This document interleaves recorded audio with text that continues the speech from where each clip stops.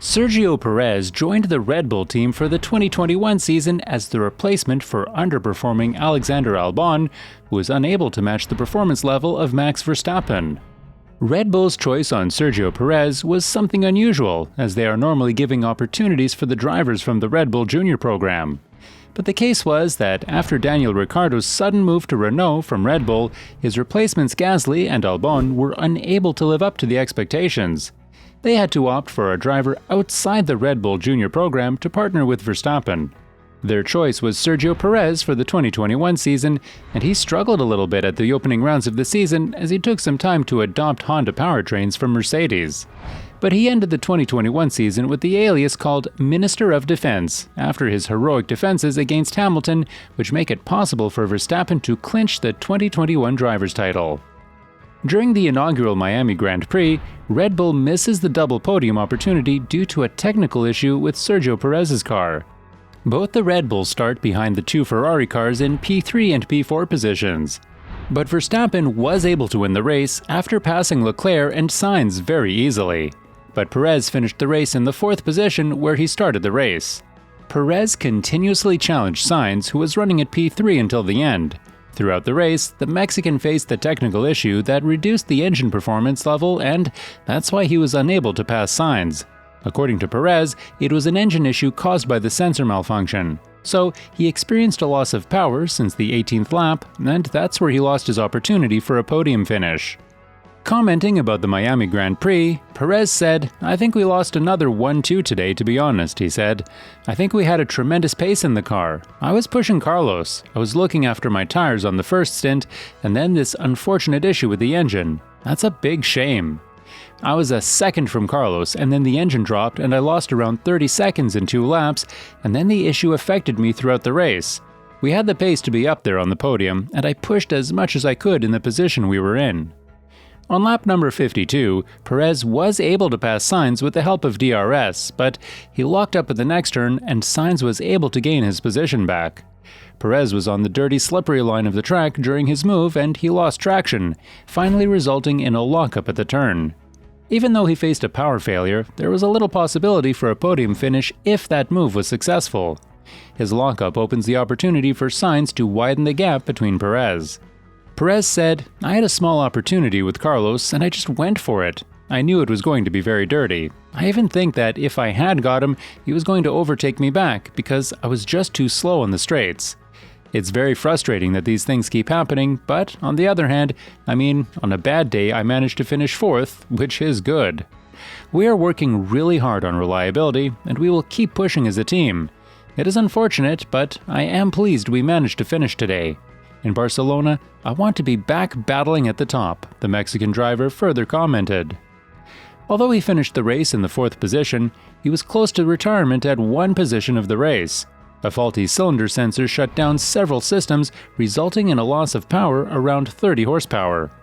Commenting about the technical issue faced by Perez, team principal Christian Horner said, "Checo was really unlucky today. He had a sensor issue early on and lost about 30 horsepower, and he gave it a real go when we pitted him and gave him the tire advantage, and without that issue, he may have even finished 2nd. We've got some interesting races coming up. The car is running well, we have some development coming in the summer, and we need to lose some weight, but we're pleased with what we've come away with this weekend." This was not the first time that the Red Bull faced a reliability issue with their power units. They faced a double DNF during the season opener in Bahrain, which cost them a huge amount of points in the standings. During the Australian GP also, reigning world champion Max Verstappen had to park his RB18 by the side of the track due to an engine malfunction. But it seemed to be solved their problems during Emilia-Romagna Grand Prix by scoring a double podium finish. Honda withdrew from Formula 1 at the end of the 2021 season, and Milton Keynes' base team took the operations of the Honda F1 program under them. So, Red Bull and its sister team, AlphaTauri, continue to use the Honda engines after rebranding them as Red Bull powertrains. But the Japanese team continues to work more closely with Red Bull engineers to solve these issues within the Honda engines. Discussing about reliability issue of Red Bull powertrains, Horner added, "So that's something we will work closely with HRC on to try and understand and obviously make sure it doesn't happen in the future. I don't think the car is particularly fragile. I think there's just been niggly things that you would have normally seen in preseason testing that have only reared their head as we've gotten into the season. That's been frustrating, but, we're working closely with HRC, or Honda, and they're giving us great support, so I think we will get those ironed out, Red Bull principal commented further. Sergio Perez joined Sauber in 2011 as a rookie driver replacing Nick Heidfeld, and he came up with a huge sponsorship package. He spent his first 2 seasons with Sauber and moved to McLaren as the replacement for Lewis Hamilton, who opted to drive for Mercedes from the 2013 season. But Perez had only mediocre results with McLaren too. Then he partnered with Nico Hülkenberg at Force India for the 2014 season, and he continuously stayed there even after rebranding as Racing Point in 2019 too. He lost his seat at the end of the 2020 season to Sebastian Vettel due to the restructuring of Racing Point as Aston Martin Racing. After spending a decade in midfield teams, he got the opportunity to move into Red Bull under a 1-year deal for the 2021 season. Red Bull administration was happy about the performance of Perez, and his contract was extended for another year. According to journalist Jenna Fryer, the discussion between Perez and Red Bull team principal Christian Horner has been started regarding the contract extension beyond the 2022 season. As Verstappen has signed a deal until the end of the 2028 season, only Perez's seat is available for any driver replacement. There are many Red Bull junior drivers in the queue for a Red Bull seat in F1. Perez is showing some decent performance with his RB18 and currently 3rd in the driver standings behind Leclerc and Verstappen. Compared to Albon and Gasly, Perez partnered very well with Verstappen in Red Bull, and we are not seeing any hurry to go for a replacement.